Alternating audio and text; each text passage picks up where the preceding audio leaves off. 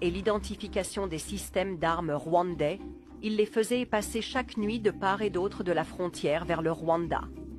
Les forces de défense rwandaises, RDF, retiraient les corps des soldats rwandais morts du champ de bataille, et lorsqu'ils ne le pouvaient pas, ils les dépouillaient de toute pièce d'identité et d'insigne. Malgré ces mesures, le nombre croissant de morts devient de plus en plus difficile à dissimuler. À l'aide d'images satellites, nous avons compté un à un les sites funéraires dans ce cimetière militaire rwandais. Depuis 2021, le cimetière s'est agrandi de plus de 900 tombes. La plus forte augmentation a eu lieu entre la fin 2023 et le début 2024. Durant cette période, l'armée congolaise a mené une vague d'attaques de drones à l'intérieur de ses propres frontières. Il y a eu tellement de pertes rwandaises qu'ils ont failli perdre la guerre.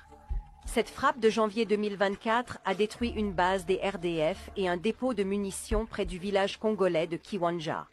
L'attaque a tué des officiers rwandais qui formaient des recrues du M23. Un porte-parole du gouvernement a refusé de répondre à nos questions sur les pertes rwandaises, mais a déclaré que notre reportage sur leur cimetière militaire n'a, je cite, « aucun fondement dans la réalité ». NBC News s'est entretenu avec un ancien membre de l'armée rwandaise qui a perdu des amis, des mentors et des membres de sa famille dans le conflit. Il nous a confié que leurs funérailles étaient strictement surveillées et contrôlées. Craignant des représailles du gouvernement, il a accepté de parler à NBC à condition de rester anonyme. Il nous a fourni des documents et des sources corroborantes pour vérifier son témoignage. Pour garantir son anonymat, nous lisons un extrait de la transcription de son entretien. J'ai un membre de ma famille. C'est mon cousin. Il m'a appelé. Il m'a dit, l'ennemi est très dangereux ici. Il a dit, nous avons très peur. Et il tremblait. Vous savez, sa voix tremblait. Il est mort le 31 décembre 2024. On vous amène au cimetière, on vous montre le cercueil, puis on l'enterre, puis vous rentrez chez vous. Après cela, ils surveillent les familles, leurs conversations, s'ils partagent ce qui leur est arrivé. Ils sont censés rester silencieux.